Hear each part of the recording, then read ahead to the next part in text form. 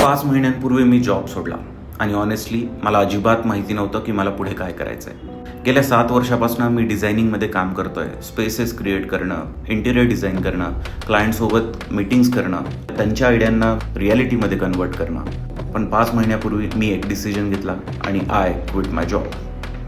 सगळं प्लॅन झालं होतं म्हणून नाही, तर काहीच क्लिअर होत नव्हतं म्हणून मी जॉब सोडला. त्या दिवशीपासून मी सर्च करतोय की खरंच मला काय करायचं आहे, काय बिल्ड करावं असं वाटतंय. या 5 महिन्यामध्ये मी बरंच काही एक्सप्लोअर केलं. बिझनेस वर्कशॉप्स अटेंड केले, डिझायनिंगमध्ये मी इम्प्रूव्हमेंट केली, इंटिरियर डिझायनिंगचे काही प्रोजेक्ट्स कंप्लीट केले, होम डिझाईन्स करून दिले आणि माझ्या काही क्लायंट्सला कस्टम प्रोडक्ट्स पण डिझाईन करून दिले. बाहेरून बघितलं तर हे सगळं एक प्रोसेस वाटत होती, पण आतून खरंच मी काहीतरी मिस करत होतो. ती क्लिअरिटी ती मला कधीच फील होत नव्हती. आणि खरं तर सांगायला जावं तर मी कम्प्लिटली ब्लँक झालो होतो. पण एक दिवस मला रिअलाईज झालं, या सगळ्या प्रश्नांची उत्तरं कदाचित माझ्यासमोरच आहे.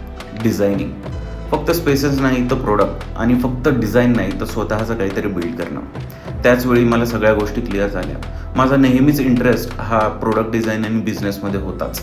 म्हणून मी ठरवलं, मी माझा स्वतःचा ब्रँड सुरू करणार. एक असा स्टार्टअप जो होम डेकोर रिलेटेड असणार, जो माझ्या 7 वर्षाच्या एक्सपिरियन्सवरती बेस्ड असेल आणि आत्तापर्यंत मी जे काही शिकलो त्या बेसिसवरती.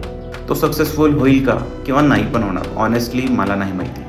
पण एक गोष्ट नक्की, मी 0 to 1 स्टार्टअप जर्नी ही तुमच्यासोबत शेअर करणार आहे. त्यातले wins, struggles, behind the scenes हे सगळं काही मी तुमच्यासोबत शेअर करणार आहे. कारण की हा फक्त ब्रँड नाही आहे, ही एक सुरुवात आहे. So welcome to Kalar studio.